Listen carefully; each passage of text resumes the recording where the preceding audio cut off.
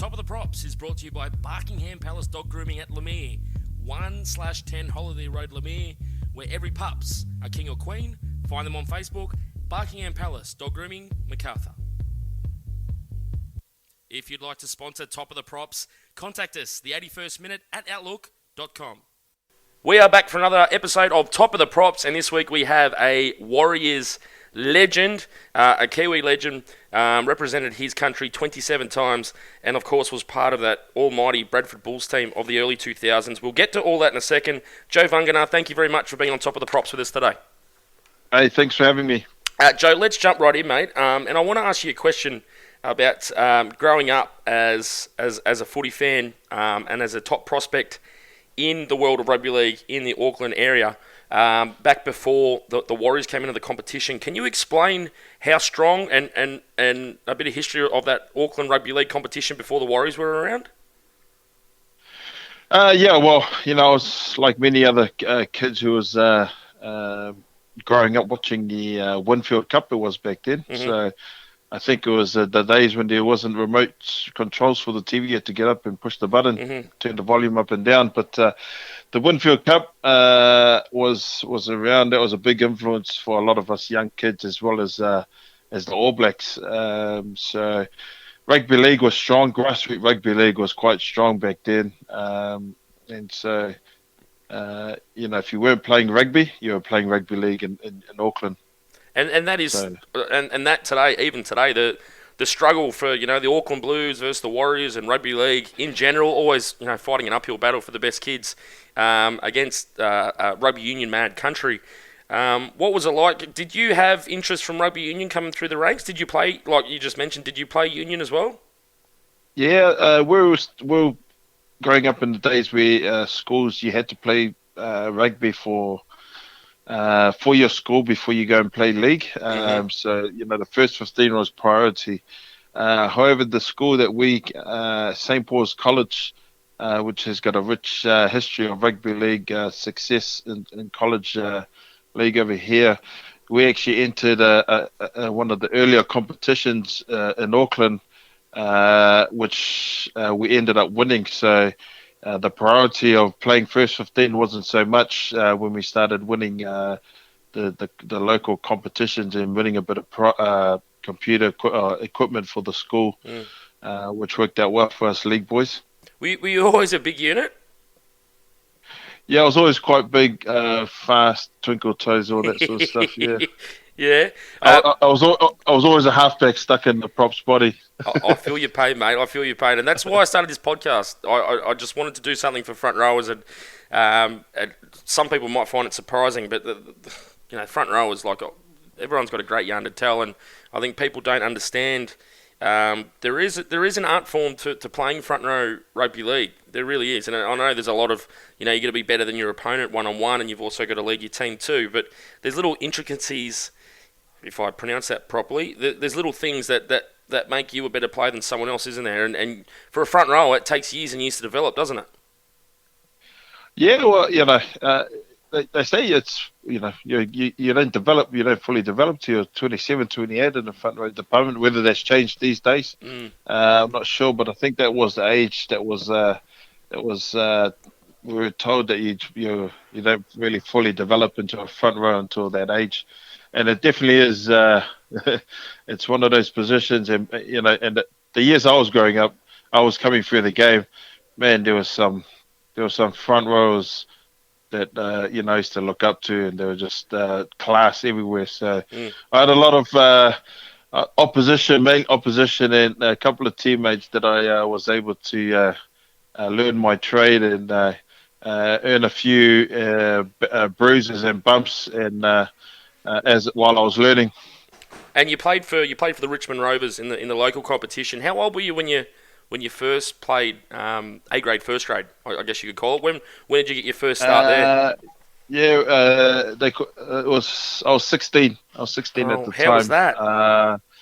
Well, I was a centre. I was a bit faster back then. I was a back rower, and the team put me on as a centre. Yeah.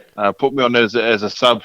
I got on the field. The team were playing back then. We used to have a lot of Kiwis players returned from the UK, and this current week we had a Joe Vagana who had returned in from England, and I think he was still in the verge of the test team in the mix.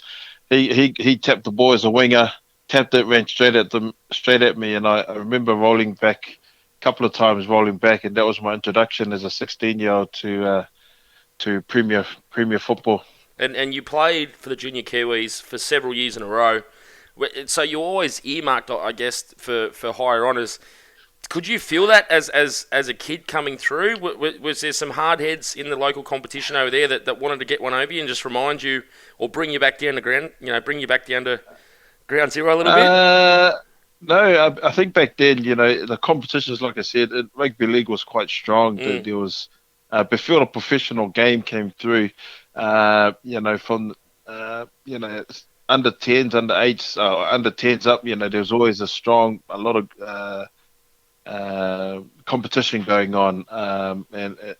And so as we grew up, we sort of grew up as mates because a lot of us, there was always a few of us that ended up making the rep team. So there was good competition. We started making good friendship. Some are still carrying on to this day.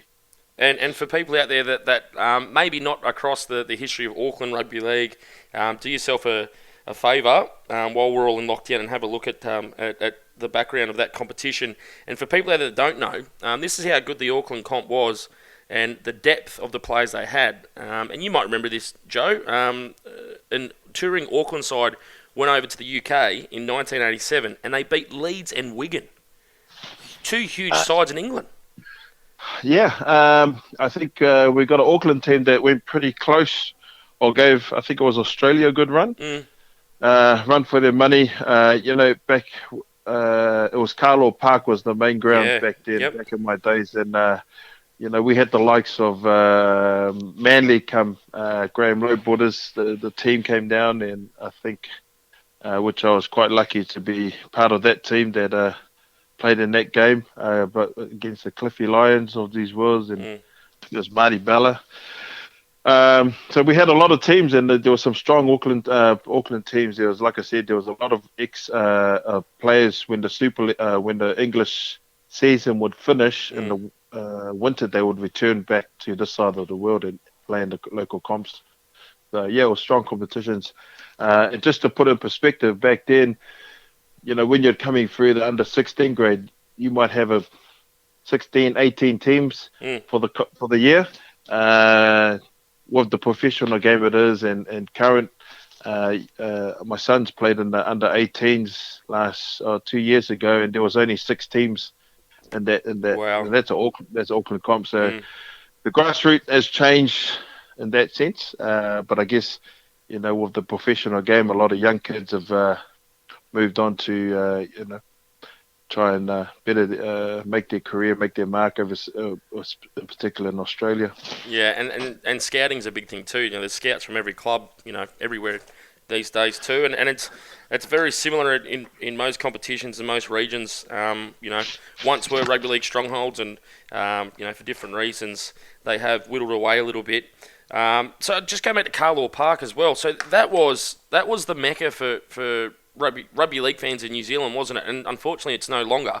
And I think there's apartment blocks or something on over the top of where it used to be now. It's apartment blocks, buildings, business offices, and that. So no longer the home of rugby league in Auckland. Did you get you would have played a few games there too, wouldn't you? Yeah, that's. I was quite lucky because it was the last few. It was my start of my top side career, but the last couple of years I was able to play in Carlaw Park, because that's where they would play the Sunday afternoon games. Was at Carlaw Park. Beautiful. Great memories on a great ground. And I just touched on then too. You first got picked for the Junior Kiwis in '92. That's the very same year where the Warriors were confirmed that they were coming into the New South Wales Rugby League, or the ARL as it would soon be known, in '95. Did you have much dialogue with the Warriors? Because as they developed, they obviously had to build from the ground up. Did they have much to do with you before '95? Were they part of your process and development coming into that first year in '95? No, not in '92. I think things started the ball started evolving in about '93, where they had Auckland Warriors, or they had just these one-off teams that got selected for a tour, a three game tour to Australia here and there. Mm. So I think it was '93 that, if I recall correctly, things started happening. But it wasn't. I mean, back then it was still a long way from the Warriors actually happening. So we were just a bunch of kids who just loved playing league back then. So and was able to get in a couple of teams that, like I said, had a 3 game tour to Australia here and there. Now, look, I got to be honest, Joe. When I was doing some research before we spoke today, I just had it in my head. I was thinking late '90s, maybe '97, '98. Big Joe came onto the scene, took everything by storm. But some people may not know, but you were obviously part of that 1995 squad, and you just missed selection in that round one team. So you were in the sidelines, you were in the crowd that night. Yeah. Round one I against the was in the crowd. Broncos. Round one, yeah, I was in the reserve grade team. So Mhm. again, man, that was unreal when that first week, the build up. It was, it was for someone who had just grown up playing in the local parks to having the hype it was. Where I always say it was almost equivalent to uh, a 50-50 split with the hype of the All Blacks in New Zealand back then. It was just a great times, and advertising going out, and being able to have the inaugural Auckland team to face an Australian team every week. It was just wetting everybody's lips, and it was great times. So I missed out on the first game, Mhm. so I played in the reserve grade, but I managed to get in and might get myself in on the second game. Yeah, that's right. We'll get to that in a second. But I just want to ask you on a personal note, Joe. Were you the kind of kid? Were you dirty? You missed out on that first team, or you were just happy to be part of the squad? Oh, listen, all this was still new to me. It was Yeah. like I said. One minute we're just, we're playing local park. Next minute, we got cameras and we're playing in front of 30,000 people. So I was just excited to be there. So yeah, so I wasn't dirty. No, I wasn't dirty. I was, like I said, that first year they had signed Gavin Hill, Yep. who was he was current Kiwi prop, who He's a was goal kicker as well, wasn't he? he was a goal kicker yet. Yep. We had, I think it was Andy Platt as well. Haito was there, who was a few years senior to myself. Yeah. So yeah, like I said, I was just wrapped to be part of the surrounds. And you mentioned round two. So round one, there's all the hoopla of the first week. There's 30,000 mad rugby league fans in at Ericsson Stadium, as it was at the time. And then we get to round two. You make the 17. It's your first grade debut in Wollongong. You go down. I think it was 40-28. What was that like? Can you remember coming off the bench? Can you remember the moments before you ran on for your first grade start? It was all a blur, eh? It's Yeah. like I said, it was only maybe 2 years before that, or even a year. I was sitting in a lounge watching the Winfield Cup. I think I just turned 20. Yep. So it was all just happening. It was it's like a bit of a blur, but even just the traveling, the whole professional routine of flying overseas, staying in hotels, the track suits to boots. You're getting boots. I was like, yeah, I was a bit unreal for a young fella who, professional sport wasn't really in back. It wasn't really a norm for Yep. rugby league back then. So, yeah, a bit unreal. But I know I remember a lot of nerves. It was I think it was Darren Fritz. I think I Darren remember Fritz with his the name. mullet. Yep. With the mullet. Yeah. And I remember, yeah, I just, there was guys in there that I remember, just guys I used to watch, and I was just overawed, and I think I did all right, but Mm. I can't remember. Just it went in, yeah, Now, like that. growing up as a kid in Auckland, who did you have? What was your What was the player you had on your wall, the poster on the wall? Who was your number one growing up? Uh, for myself, it was Mark Graham. Yeah, yeah. He was a Kiwi captain, Mhm. and just the way he played tough. But also, I had the likes because the local club I played for, Richmond Rovers, and a good family friend was Solomona. Yep. So I was able, I put him up there, and he was able. Luckily, he was in with the Warriors as well, and the Mhm. Warriors set up for the first year, so he was able to take me under his wing a bit and give me a few tips here and there. But definitely Mark Graham. So Mark Graham and uh, Solomona, who started, Solomona. he started in that first game as well against the Broncos, Yep. as Yep. well. So all of a sudden, you go from a kid, as you said yourself, watching the Winfield Cup on telly, and then all of a sudden you're playing first grade rugby league in the top Australian competition, which still is the premier rugby league comp across the world. All of a sudden, you've become you're the poster on the wall within a year or two. You're the pin-up boy. Did you realise at the time, and I know you've already said that your first grade debut was a blur, but did you realise, was there a point where you said, "Oh, hang on a sec, all these, young Polynesian boys coming through Auckland, or, could have been any forward aspiring forward. All of a sudden, you're the poster on the wall." Did you understand that at the time, of what you'd become? No, no, I didn't because I guess we were the first wave of Polynesian. Yeah.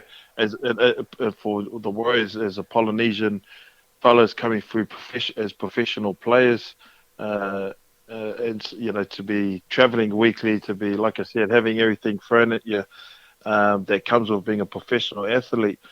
We were the first, so it was unknown territory for myself, and I didn't really know it, but I guess when you're playing in one team, not even one city, it's one team, one country. Mm. There's a spotlight on you, and when you're the first team or the inaugural team, there's a hype that came with it, especially in those first years.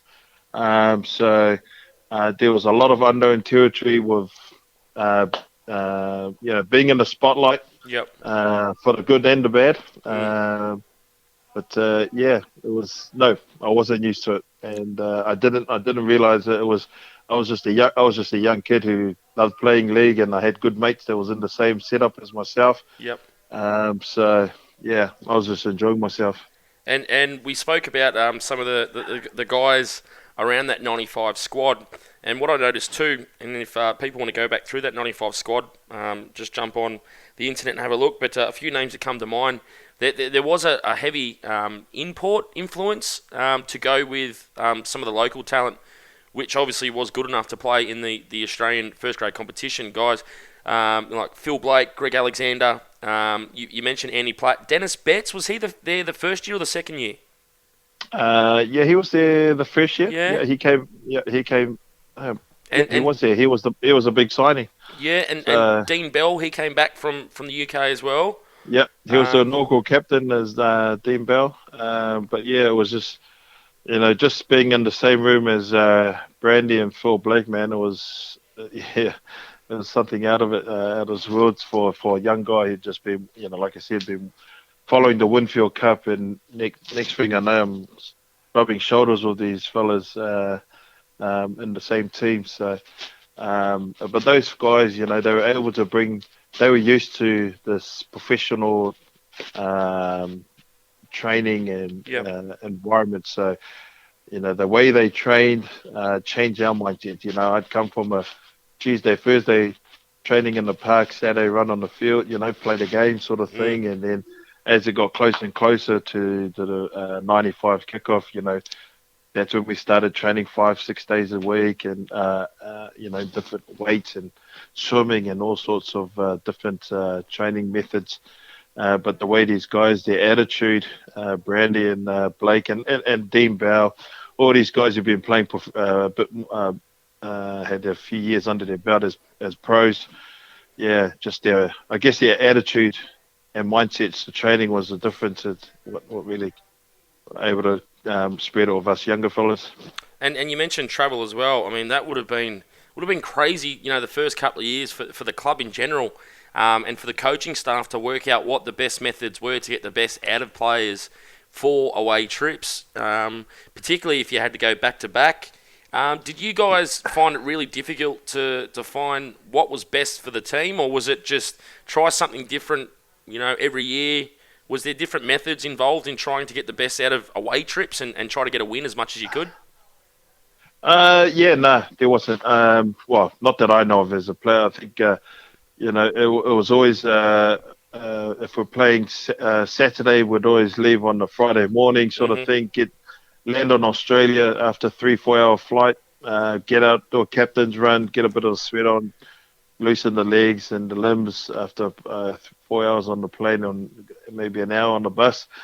And then, captains get a walk in the following morning before on the game day. So, but I guess there's been a lot of science that's thrown in it over the recent years, and now they're going, business class. I guess helps. We were always in the cattle class back then. Yep. But like I said, hey man, we're just enjoying flying overseas, getting on a plane, getting our, the privileges of parking up in the front of the airport was, all those little things. That's what we were buzzing out on.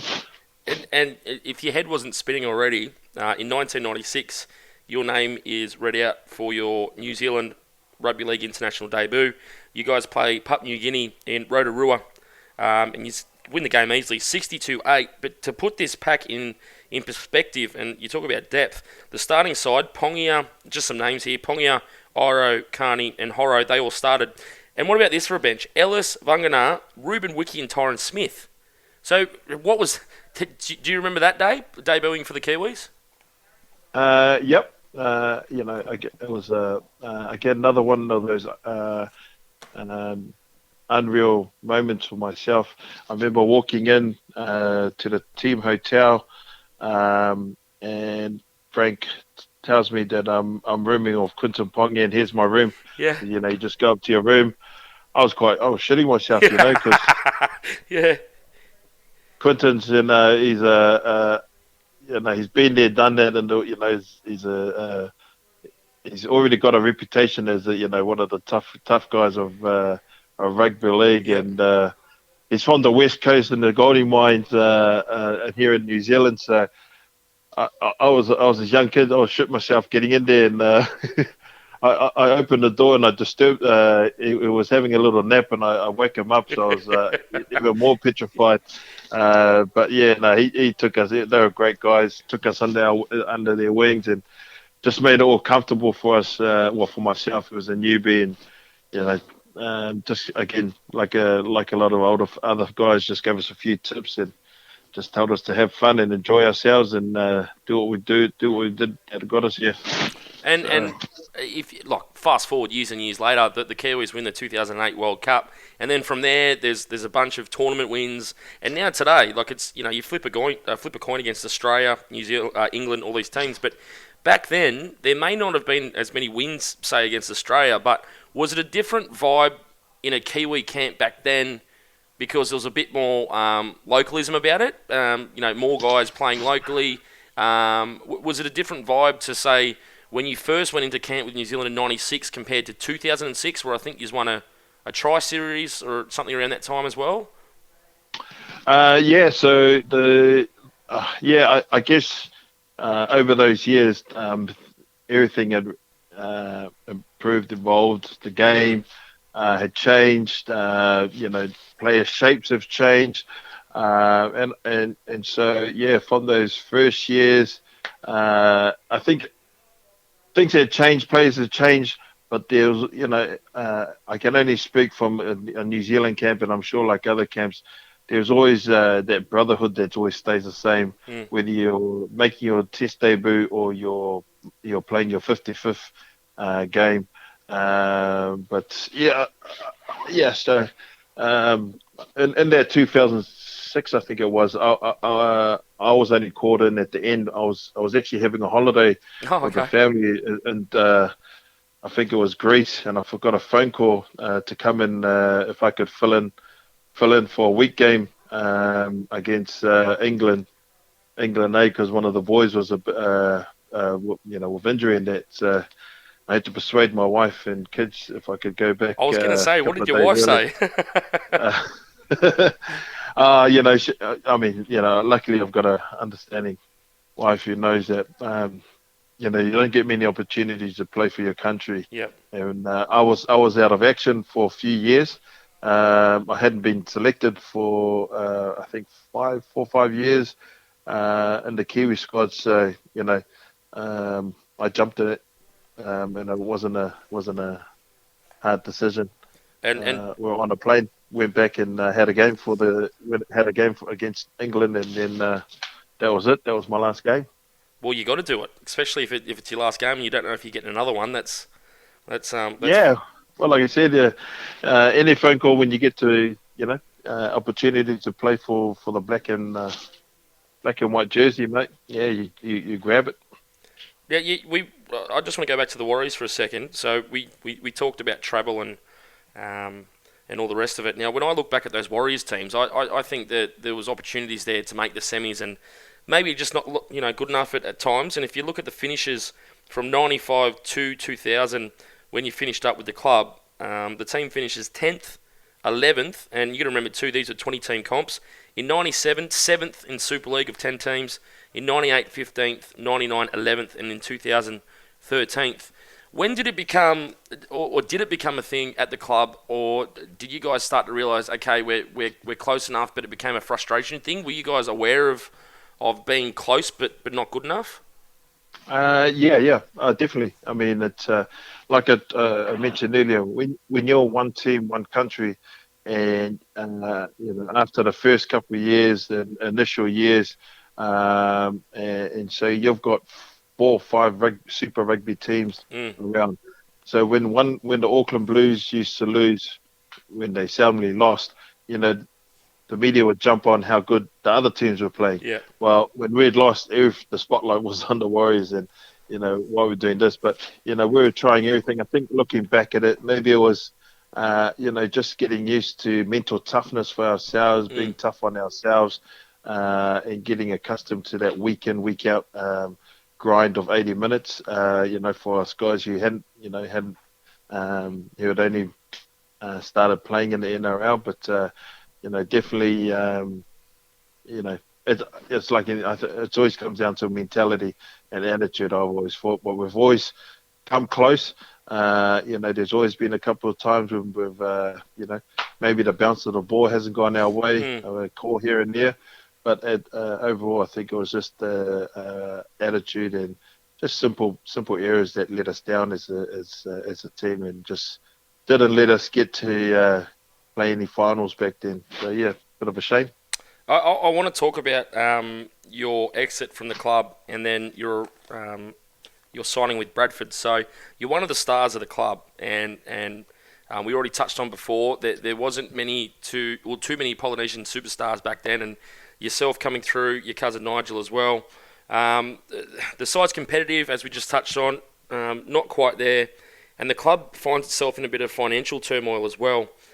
Can you explain this whole era and what happened and how everything led to you leaving for Bradford? Yeah, well, yeah, like you said, they come into financial trouble, and I think, long story short, they weren't able to pay the players.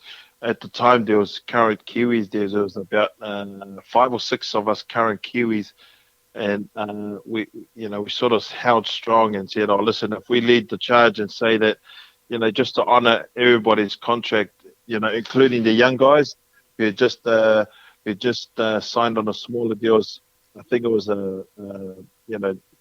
were owing us a month or 2 months' wages, I think it was. So, but we just wanted everybody to get honoured for what they were owed, Yep. because we knew the competition was about to start. Everybody else had signed, with other clubs.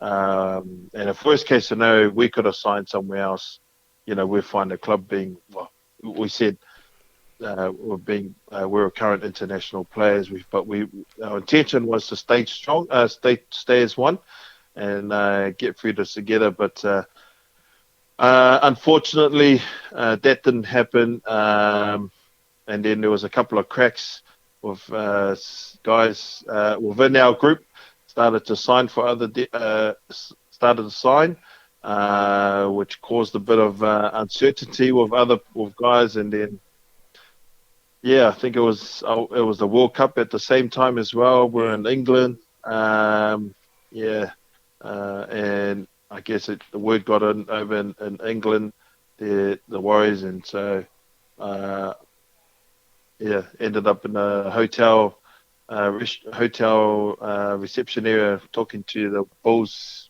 CEO and Brian Noble. Yep. And I think I've written a story about this before, a little cheeky plug from my website, the 81stminute.com. And this might have been a few years back now, and I think I used Ali Lauatiti as the example of, and you mentioned Mark Graham, and I remember reading a Big League magazine article way back in the day where Mark Graham, I think it was the front cover, it said Ali Lauatiti will be the Michael Jordan of rugby league. And then within a couple of years, he's off and he's in the Super League, and he's not seen in the NRL again until years later, where he comes back and he's basically just there for depth and to help some of the younger guys. But can you explain, and I don't know if this played a part with your decision to leave the Warriors, but can you explain the family value system for a young Maori player or a young Polynesian player, and that financial stability and how important that is to look after your extended family? Did that play a part at all in your decision to secure a contract at Bradford? Oh yeah, I mean, family and faith is a big part of our culture of the Pacific Island and Maori. You know, so yeah, you know, that does play a big role. That wasn't why I signed for Bradford. Yep. But it was, it just so happened, a coincidence. I was in the World Cup playing in England. Things were in I guess our hometown wasn't in our home club with the Warriors wasn't too great. And when you mentioned about family, I had played with just the Warriors boys for the last 6-7 years, I think it was. And I've grown up with playing against these guys, playing with these guys coming up through grade. So they were my family. So I had other clubs, there was clubs in the NRL that I was talking to, but in my mind, I did not want to play against my mates, my family. So, and I guess the opportunity to travel the world, being over in the UK at the same time, it all just worked out, which it still took a lot of getting used to, but I guess in that first year, winning the Super League Grand Final made things a lot happier, and the decision was right, and ended up staying there 8 seasons. And Mark Graham, you said he was your idol growing up, and he's one of the greatest forwards to ever play rugby league. Kiwi, Aussie, Pommy, doesn't matter. He's just one of the best. And a couple of years ago, he actually went into the NRL Hall of Fame, which was awesome. Was he the Warriors coach at the time when you left as well? Yeah. Yeah. Did you have much to say to him about that? Yep. And he was, there was a lot of things that happened behind the scenes, and I was glad to have the coach's support, and he backed us to what we were doing, and wanted to keep our unity and the same. What we goal was to get everybody's from the young guys you just signed to ourselves, just to for the club to honour what they owed us, so that's it was great to have his support as the head coach and as the man what he meant to us. And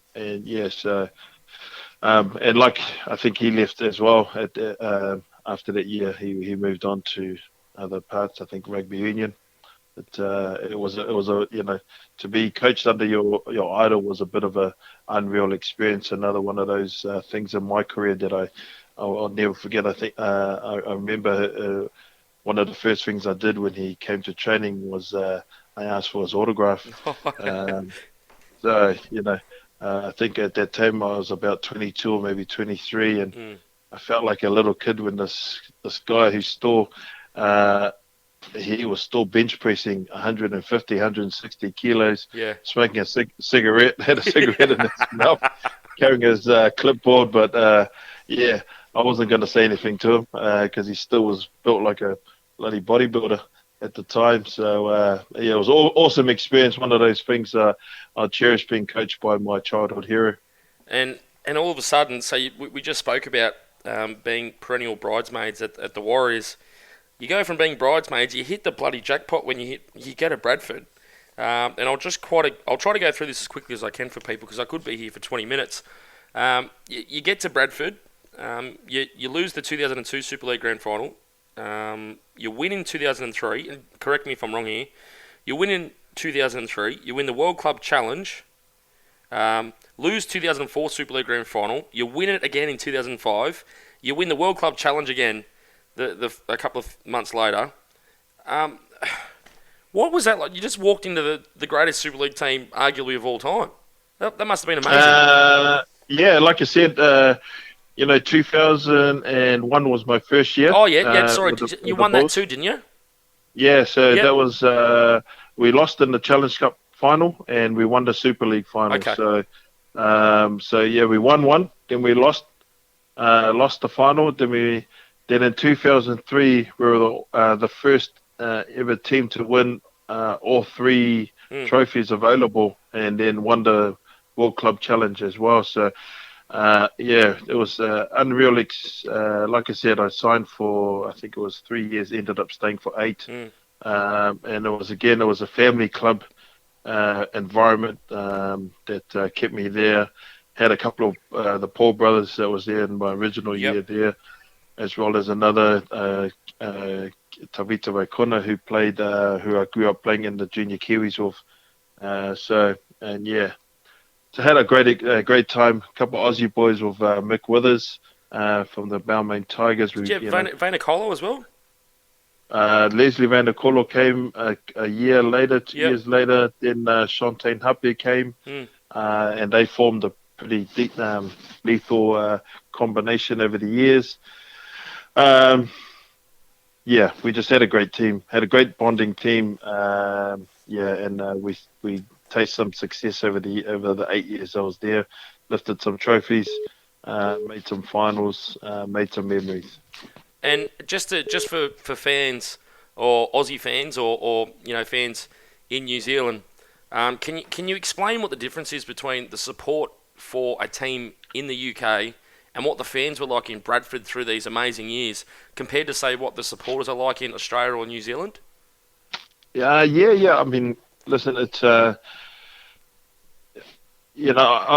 been in a stadium in the UK when there's 5,000 people there, but they sing like there's 10 or 15,000 there. They're just passionate fans who it's like they go to choir practice. The opposing teams. Fans go to choir practice, and then one set of fans will sing, they'll stop, and the other guys will clap, and then they'll sing back, and it'll be a sing-off challenge. And I guess the closest we've ever been, I believe, in the NRL is when, if you ever watch the Mate Matonga games, that's a sort of that sort of level is where the English, I'll correct that, the Tongans have taken it to another level. But yeah, that's pretty close of how the English supporters were chanting and cheering, and their fan base gets behind their teams over there. Have you followed what's happened to the club recently in their troubles? It's pretty sad. Yeah, it's pretty sad, and it's always, I guess there's always a bit of corruption, and there's always money at the centre of this. When it comes to, especially with our island teams, there's always, some issues with money and money gone missing. So it's a bit of a shame, and one bad apple spoils it for the rest. But I'm hoping as a league supporter and as a Pacific Island that Mate Matonga, that they continue on their the way that they're playing and how they're challenging and beating these top tier teams and making themselves in the top tier, and hopefully even the likes of the Fijian teams, the Samoan teams, it just improves the game, especially the international game, and as you see, the fans are getting out to back them. Would you? And this is my own personal view, because of that last World Cup. And it wasn't just in Tonga, but in Samoa and Fiji and whatnot. I saw some images of back on the islands, back in Tonga and Samoa. The fans, like hundreds of fans, just crowded around one little TV watching these games. I think, in my personal opinion, we need to start taking some of these games back to and let Tonga and Samoa host some of these bigger countries. And I know the stadiums may not be big enough at this stage, but wouldn't it be great to see some of these test matches, instead of played at Campbelltown or Leichhardt or wherever it might be, Auckland, and actually get some of these local these countries actually playing in their own backyard? That'd be amazing. Mate, well, yeah, that would be amazing, and that would be ideal, a dream for us, especially for our people that live in the islands, who the only time they can watch is as like you said, five or 10 different families on one TV Yeah. screen. But yeah, like you said, it all comes down to the dollar, and whether it's the capabilities of a stadium holding an event and actually making money from it, which is, I guess, is the case for us the island stadiums and island venues.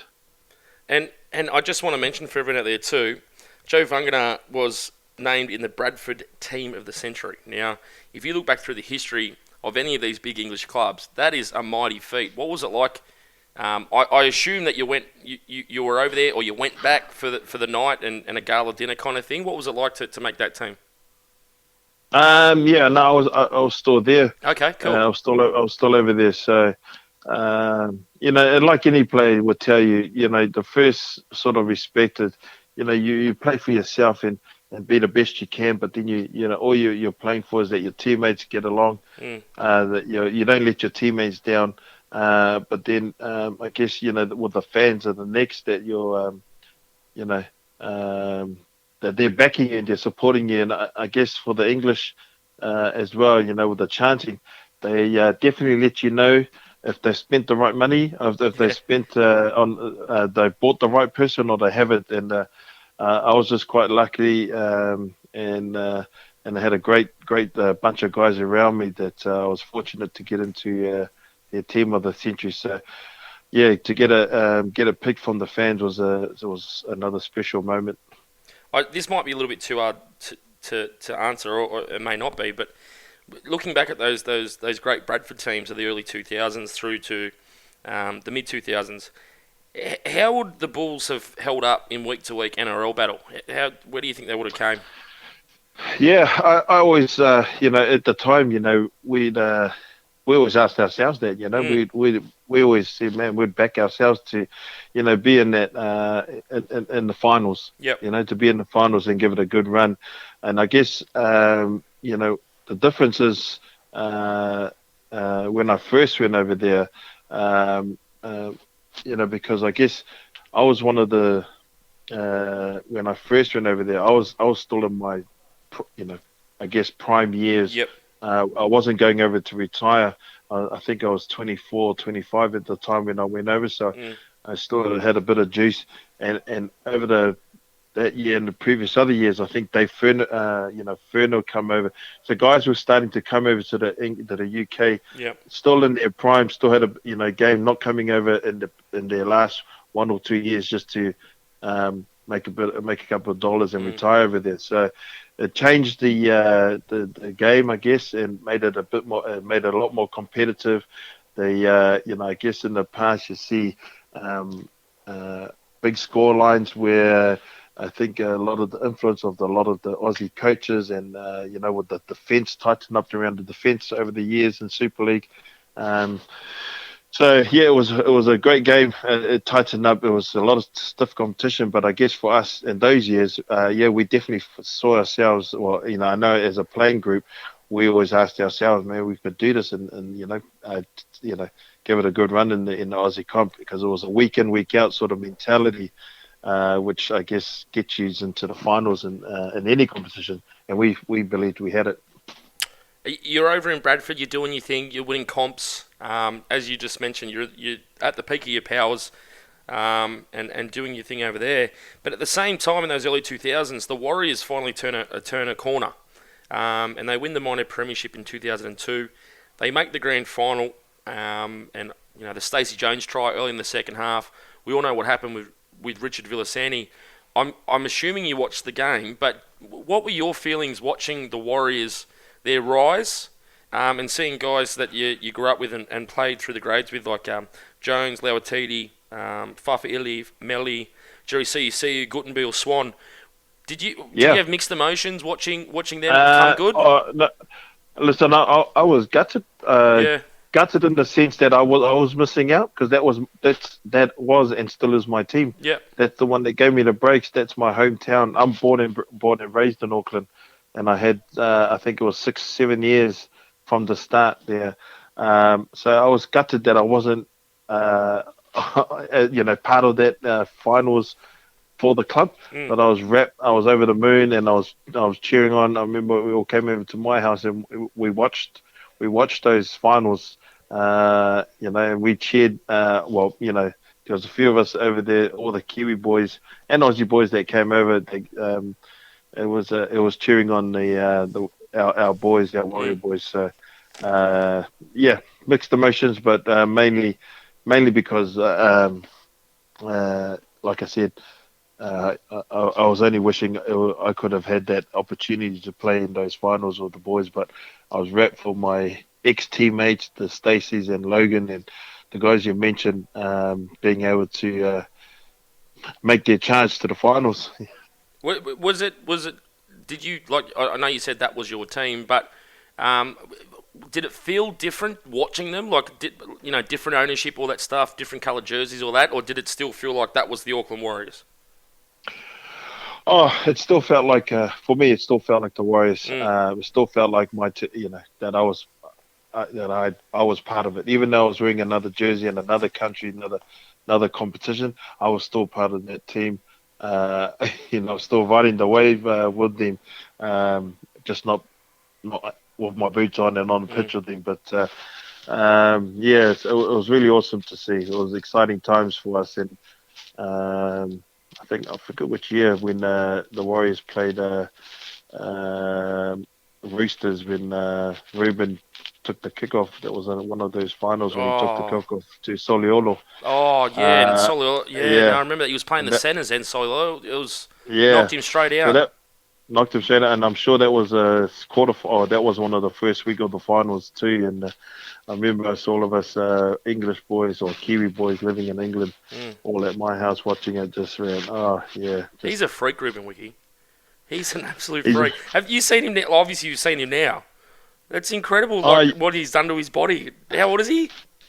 we're born on the same day. We're Wow, both January 21st, amazing. so we send a text to each other Did you every say year. January 21st? Yeah, That's my mum's birthday as well. So there you go. she's we're amongst good Yeah, good good company. people then. But he's a couple years older, so he's 40. He turned 47 this year, Wow. but he's got a body of a bloody 25-year-old. Um, and all of us fellas are too scared to call him because every time it talks, conversation always goes, well, once you come over, we'll do some training, we'll do some burpees, Yeah, and he's got a session called Wiki Love, but to me there's no love at all. It's just pure pain, but apparently it's good. yeah, sure. Yeah, But, right. yeah, the man's a freak. He's a Yeah. freak, mate. So, look, it's been a great chat, mate. And as I told you off air, it does go very quickly. So we'll jump off in a second. But I did want to ask quickly two questions. The first one is, in your later years at Bradford, was there any conversation about you coming back for a last hurrah in the NRL, or was it you were comfortable in Bradford with what you'd done and you were settled with the club and you were happy with what you'd done? And but was there any chat about coming back? Oh no. No. Like the last year, I said, oh, this will be my last year. There was a couple of young boys that were coming through the club. You might have heard of one of them called Sam Burgess. Yeah. He was coming through, and I said, oh, listen, man, I need to, the body saying no, the mind saying yes.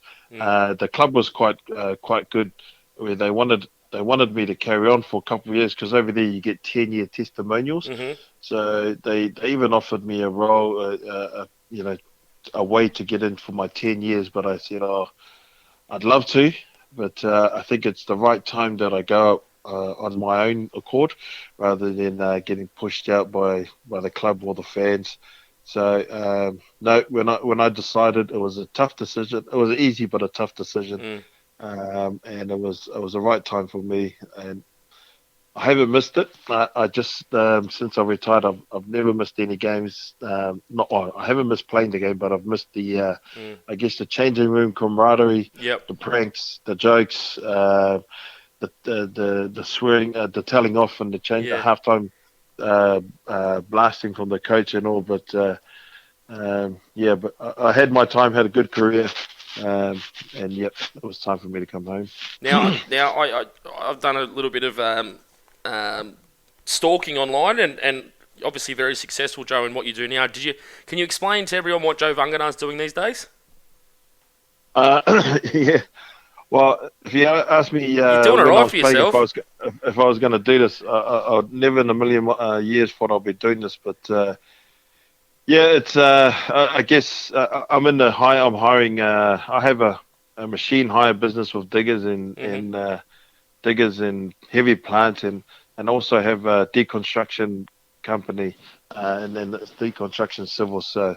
Um, yeah, we try and keep ourselves busy, but from what I learned in my playing, the little things, doing all the one percentages, getting up and doing the extras, I've applied it into my work life, family life, and so far it's doing all right. The main goal is for myself is being able to employ a Maori and Pacifica people Yep. and contractors. So um, I've been very blessed. I've been blessed.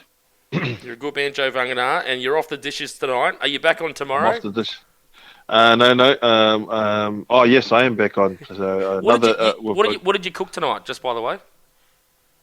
homemade burgers. It was for tonight. Beautiful. Easter burgers. It's homemade burgers. So um, yeah, pretty wrapped with how our burgers. It was all clean plates, so that was a good sign. Um, it was a good dinner. So Mate, well, um, just imagine going to Joe Vagana's house. I'd be eating everything on the plate because I'd be scared I'd get run over. So, uh, well, it won't be that too fast running these days, but yeah. If you ask my kids, they laugh at when I'm trying to do a sprint, well, a so-called sprint. But I still have enough energy to yeah, hold my own. look, Joe Vagana, you had an incredible career, and you paved the way for many young kids in New Zealand, and obviously you've got fans on both sides of the world. Thank you very much for speaking to us tonight on Top of the Props, and we will speak to you again soon. Joe Vagana, you're a gentleman, and enjoy the rest of your Easter weekend. Yeah, thanks for having me. Really enjoyed myself, and yeah, had a fantastic career. Played against some legends of the game, and forever cherish that. So thanks again.